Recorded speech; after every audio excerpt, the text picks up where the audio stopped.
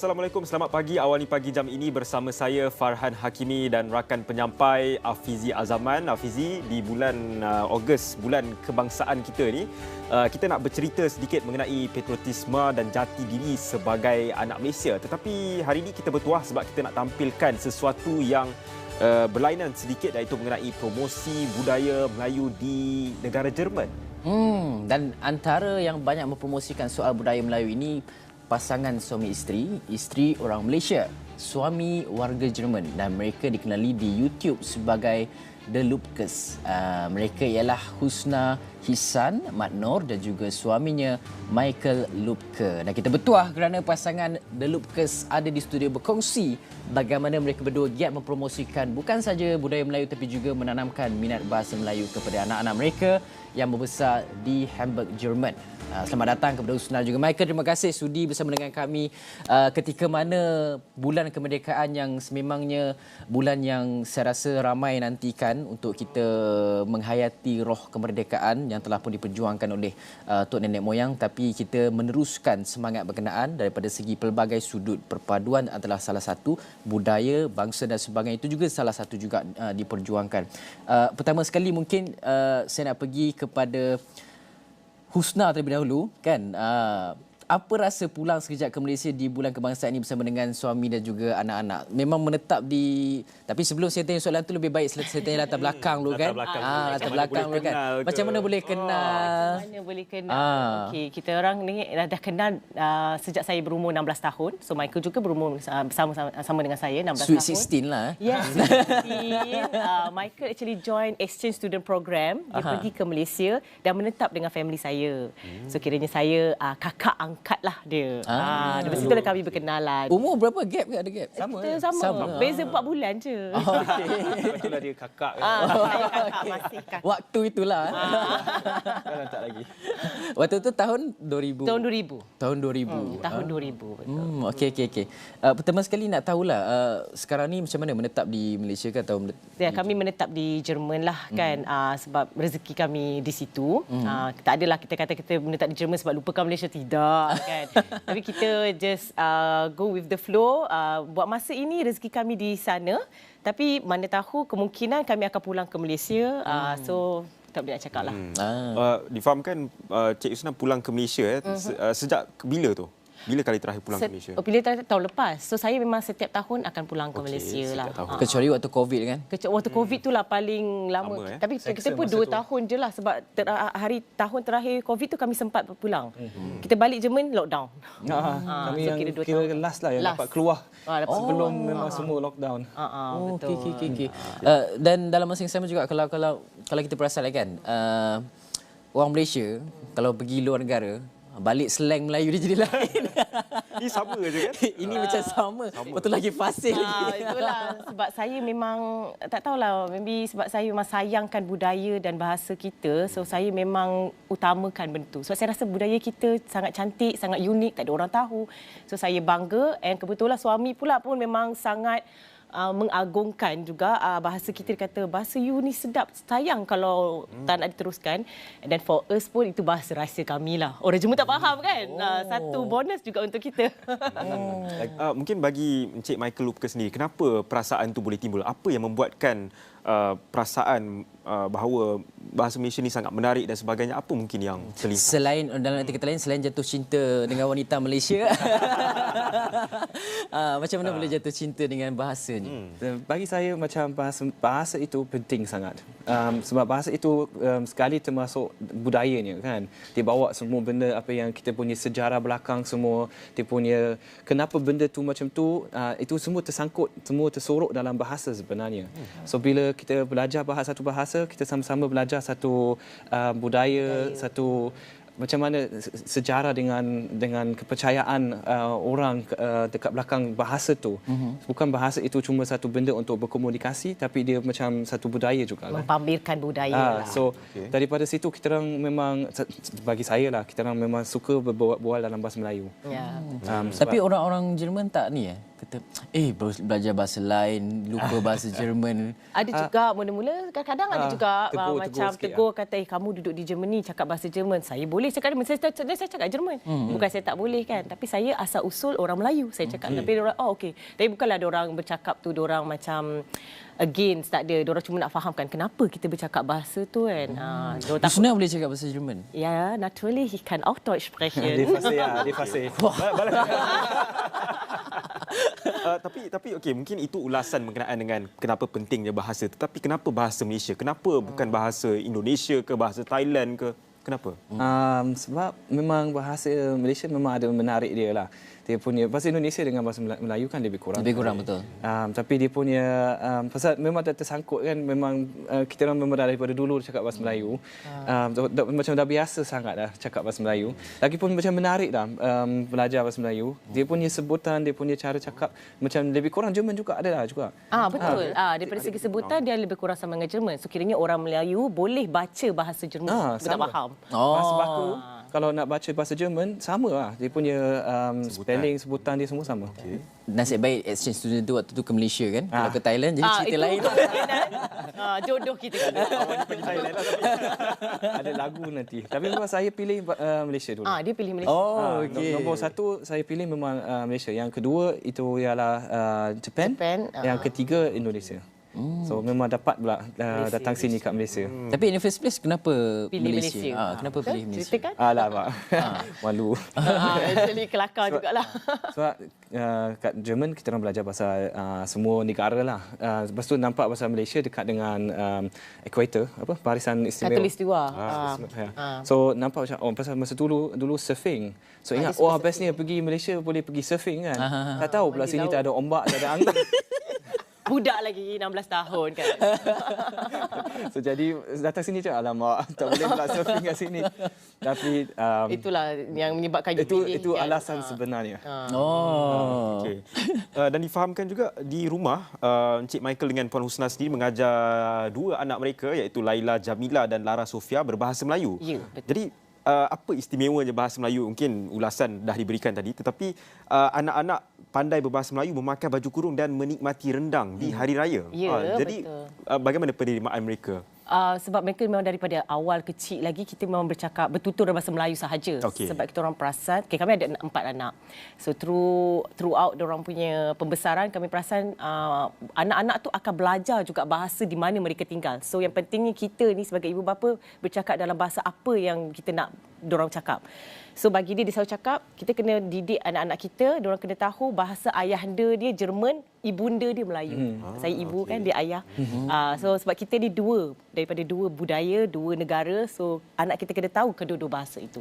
So itu yang kita utamakanlah. Sebenarnya kan jalan cerita kita tak ada sikit perbezaan tapi lebih kurang sama jugalah. Saya berkahwin dengan wanita yang Sabah, Kadazan dusun kan.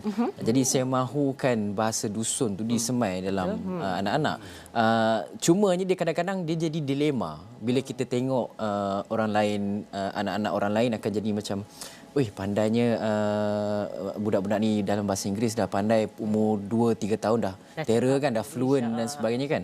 Jadi kadang-kadang dia jadi dilema kepada ibu bapa sekarang ni, patut utamakan bahasa kebangsaan ataupun patut berikan mereka pelajaran dalam bahasa Inggeris. Macam mana Husna juga Michael manage benda tu? Pada pendapat kami, bahasa yang lain seterusnya boleh belajar di sekolah tapi tidak di bahasa apa yang kita nak cakap, seperti macam untuk you punya ni bahasa dusun takkan nak dapat kecuali kita yang bertutur.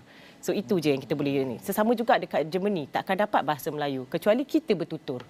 So kita nak diorang tahu juga English akan boleh. Kan, sebab itu kita orang kata tak payah English, tak payah lagi diorang akan cakap. Tapi memang budak-budak ada juga pernah juga ada doktor pun kata takut budak-budak tu confused. But actually budak-budak punya otak kan macam sponge. Dia serap memang cepat betul. Betul. Macam memang dekat rumah pun walaupun cakap Melayu dengan Jerman, diorang punya English pun terror juga.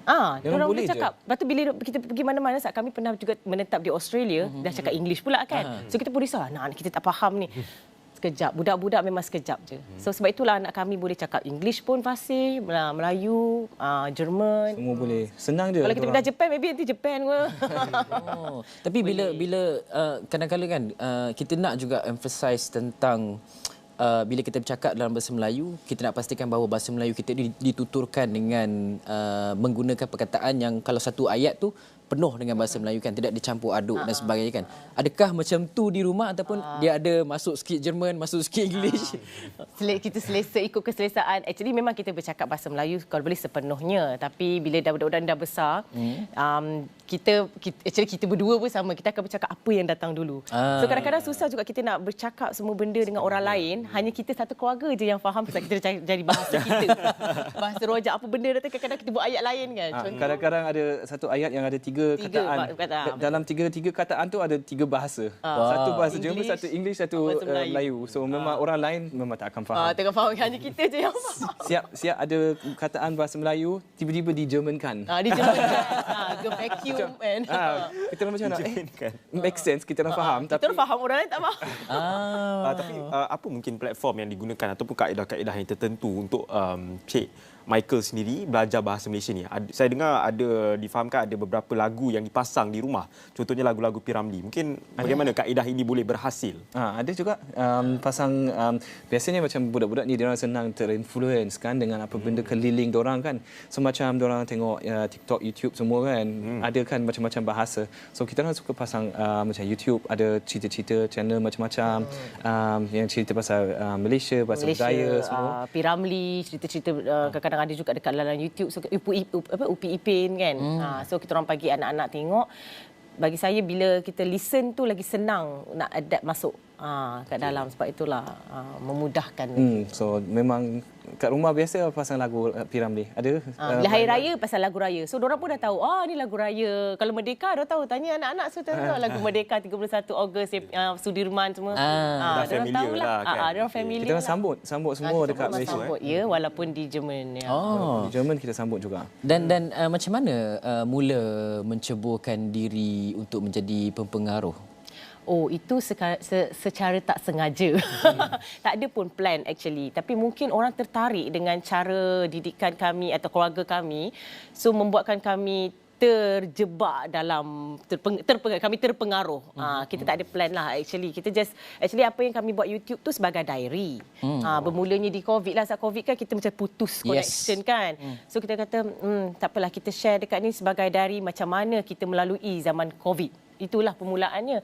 Tapi tak sangka bila orang tertarik tengok kita, so kita macam dah, okey, orang tertarik, okeylah, bagus juga, kita rasa gembira juga sebab dia jadi sebagai satu ilmu untuk orang. Seorang pun nak belajar, macam ni cara hidup dekat Jerman, macam ni kan. Tapi macam mana nak cari titik keseimbangan tu dalam masa untuk kita nak mengekalkan mungkin budaya Jerman tu dan juga budaya Malaysia? Macam mana? Apa mungkin yang dilakukan? Kelas sekali dirojakkan semua kan, wujud budaya baru pada Usna dan juga Michael. Memang rojak habislah. Tapi bagi saya itulah keunikannya bila keluarga campur ni, kita boleh memilih yang mana the best. Sebab setiap budaya kita ni ada je yang ada elok tak eloknya, tapi kita ni campur, so kita take only the best. So sebab tu saya cakap dengan anak-anak kamu korang ni semua beruntung sebab mama dan papa try ambil yang the best daripada dua-dua budaya, ajar korang. Kan? Tapi so far siapa selalu menang? Dia nak tidur luar. kalau contoh kalau ada salah faham dan sebagainya, selalu dalam bahasa apa akan keluar dulu? Kalau saya marah dalam bahasa Jerman lah. Saya dalam bahasa Melayu lah. Sangat menarik. Okey, tapi apa mungkin yang best daripada budaya Jerman yang mungkin boleh dikongsikan? Best daripada budaya Jerman, kerana bagi saya mereka tidak mengambil tahu pasal orang. Maksud saya tidak judging, tidak menghukum. Tidak judging. So semua macam masing-masing, kau ada kereta apa, kerja kau apa status kau, tak ada siapa ambil tahu. Tak kisah. Pakai beg apa. Macam kita, apa saya perasan kita ni kadang-kadang kita nak presentable sangat. Yes. Sampai sometimes orang macam takut kalau aku pakai macam ni nanti orang kata aku ni. Kat sana tak peduli. Dia tak peduli. Profesor ke apa, kadang-kadang pakai seluar pendek naik basikal pergi kerja. Tak ada orang kisah. Dan tak pernah. Itu yang saya rasa macam benda macam ni sangat bagus kita boleh kekalkan. Jadi Michael kalis makcik bawang lah kira. Untuk Michael pula? Bagi saya yang bagusnya pasal Jerman itulah yang semua tahulah pasal suka bersih, kemas, dengan memang punctual, dia macam ada disiplin lah kiranya kan. Disiplin untuk benda pasal bab kerja, pasal budak-budak ni kat rumah pun dia ada dia punya ada macam timetable lah Ya, untuk kita ada bagi apa yang timetable. apa patut buat Siapa kerja buat tolong kerja siapa. sekali. So kita tak ada maid kan. So itu tak normal dekat Germany. So saya rasa benda-benda macam itu macam tak menunjukkan anak-anak kami macam korang hidup senang, korang tak payah buat kerja. Tidak, kita ada bagi semua tugas masing-masing. Siapa sidai baju, siapa hidangkan. Maid memang bukan satu budaya yang bukan. tak pernah wujud lah. Jarang sangat dengar ada orang ada. Cleaner adalah orang panggil untuk beberapa jam. Tapi itu pun kita orang sekali tak seminggu juga. ambil cleaner macam tu, tapi Sebab itu mahal sangat pun kan, sebab itulah kan. Tapi mungkin bagi Cik Michael sendiri agak terkejut tak bila mungkin mendalami ataupun menyelusuri budaya Malaysia ni, mungkin agak terkejut tak bila banyak mungkin perbezaan-perbezaan yang ditemui? Masa mula-mula saya datang sini ada banyak salah faham. Betul. Memang bila datang daripada luar, datang sini, saya pula daripada boleh katakan kampung. Di Jerman. Datang sini pula KL, besar KL. bandar besar. So memang banyak salah faham mula-mula pasal adat Malaysia lain kan. Betul. So Janji Melayu. lambat 5 minit tu tak apa ya. On the way. Tak hati lagi kan? Betul-betul. Dah lama dah on the way. Itulah tu mula-mula memang banyak salah faham. Tapi kena faham juga, nak kena try faham macam mana orang depan kita, macam mana dia sebenarnya fikir. Pasal kadang-kadang kan kita sebagai manusia kita lupa orang depan kita ni, dia dalam otak dia ada benda lain. Dia membesar dengan cara lain, dengan bahasa lain, dengan adat lain semua. So kita kena kadang-kadang telan sikit kita punya terpaksa telan. marah kan, macam sebenarnya lambatnya dia ni bila nak siap ni, kadang-kadang telan lah juga kan. Tapi kena cuba faham lah, Cuba faham, menghormati lah. menghormati. Semua lain kan cara membesar kita. Kan? Sama juga saya pun kena banyak telan juga dengan Jerman punya budaya. Sabar. Dia tengah live. Oh ya, lupa. Saya kira banyak lagi soalan-soalan yang menarik yang kami nak tanyakan kepada Encik Usna dan juga Encik Michael. Tetapi kita perlu berhenti berehat seketika, kita kembali selepas ini. Baik, kami masih lagi bersama dengan The Lupkes, iaitu Usna Isran Makno dan juga Michael Lupke, yang sememangnya memperlihatkan betapa menariknya silang budaya itu berlaku, pemahaman. Saya kira banyak sekali perbezaan dalam dunia ni, yang kalau kita boleh antara saya dan Farhan pun banyak sekali perbezaan dan sebagainya, tapi sentiasa ada satu titik pertemuan yang membolehkan kita untuk hidup secara aman, harmoni dan sebagainya. Tadi kita dah tanya banyak tentang bagaimana jumpa dan sebagainya. Cuma pada ketika ini mungkin orang ramai mungkin tak faham tahu betapa sukarnya kadang-kala untuk, ataupun betapa mudahnya sebenarnya untuk walaupun berbeza latar belakang jauh, hujung dunia sini dengan hujung dunia sana kan, tapi macam mana selalu titik penyatuan itu boleh diterjemahkan dan boleh lahirnya satu cinta yang membolehkan kita hidup secara aman dan juga damai.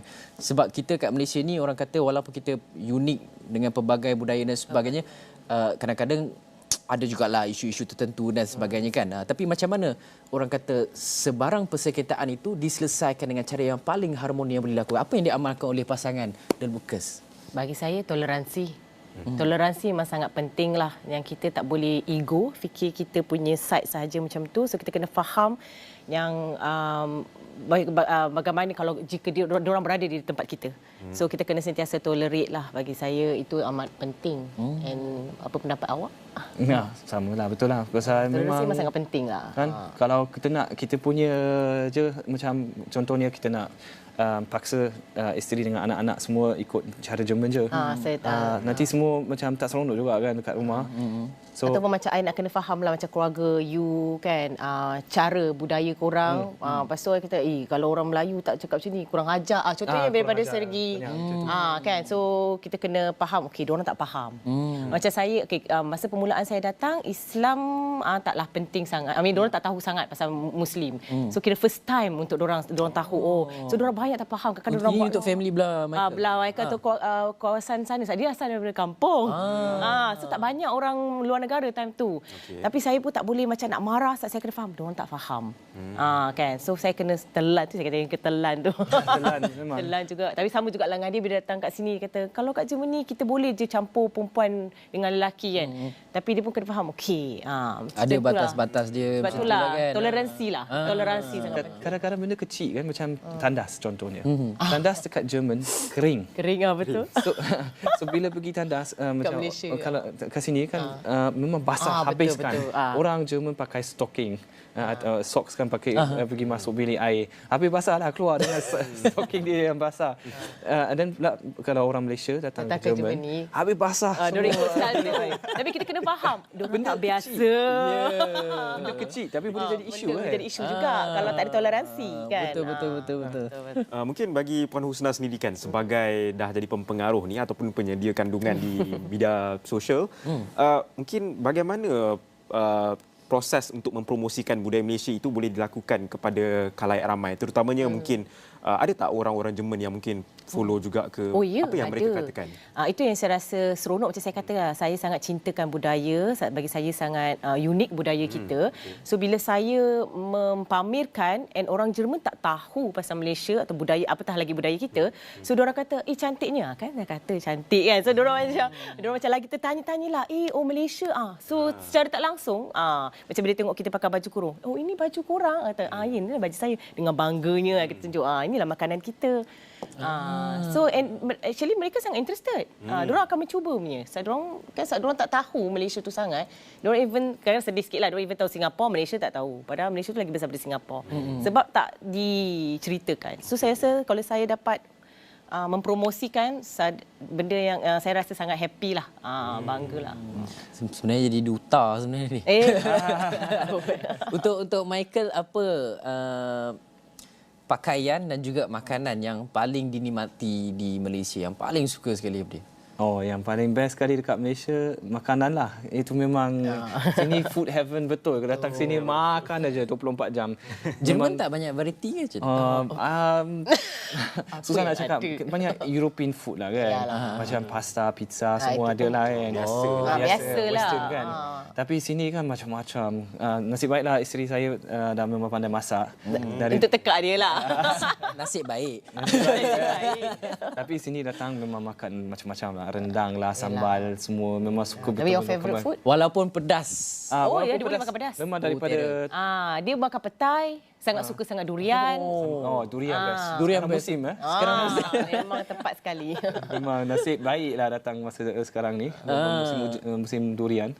Musim buah memang suka lah. Sana nak beli buah macam ke sini memang mahal.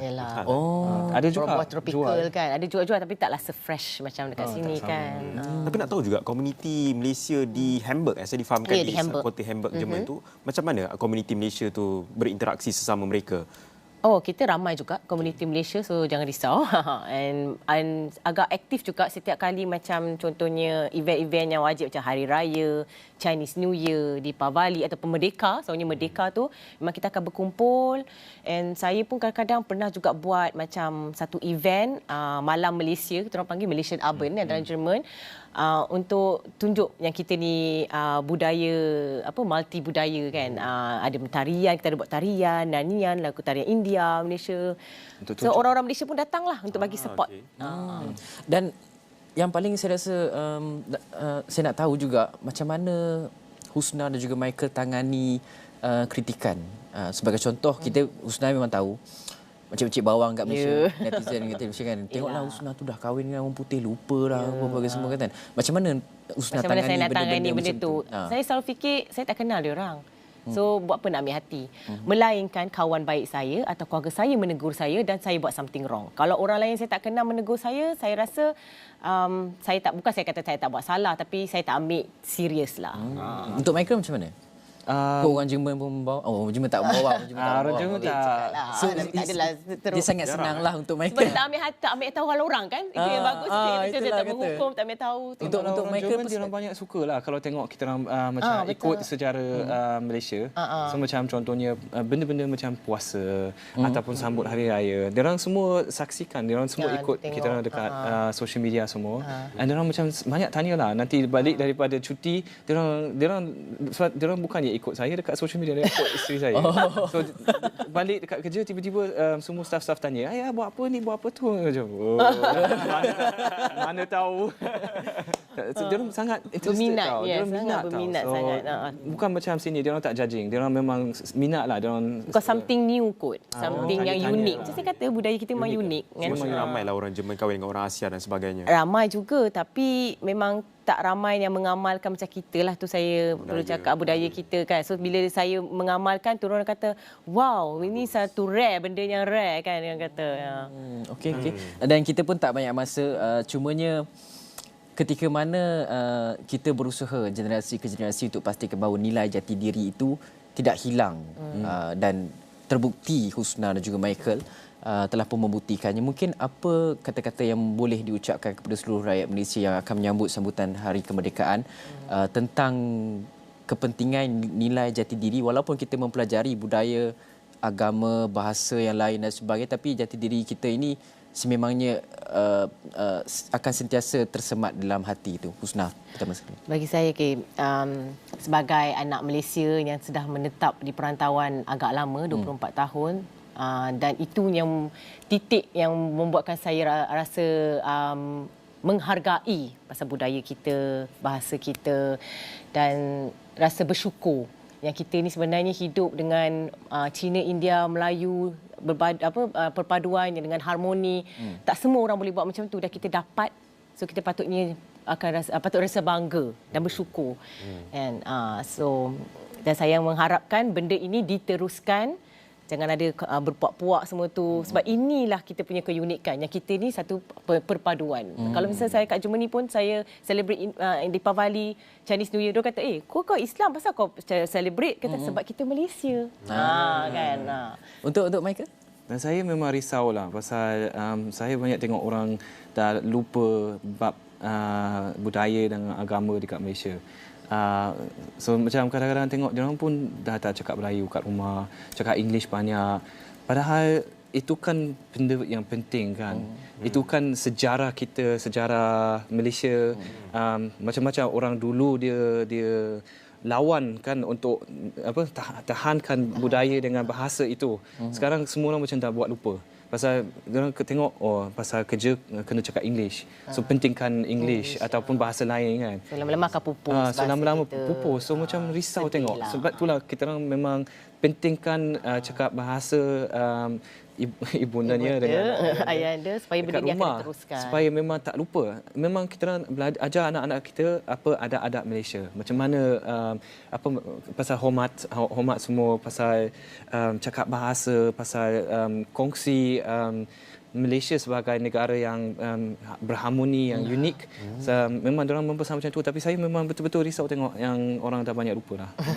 Okey, menarik perkongsian dan saya agak tersentuh bila itu datang daripada seorang bukan warga negara Malaysia dan juga seorang yang bukan Melayu lah kan. Ya. Mungkin satu tamparan kepada rakyat Malaysia yang mungkin masih tidak mengamalkan budaya Malaysia dan juga tidak berkomunikasi dalam bahasa Malaysia dengan baik. Baik, itu sahaja perkongsian untuk Awani Pagi jam ini. Saya Farhan Hakimi. Dan kita berterima kasih kepada The Lupkes, Husna, Hisan dan Makno dan juga Michael Lupke atas perkongsian yang cukup menarik pada awal pagi ini. Farhan, bye. Hafizi Azaman. Sekian.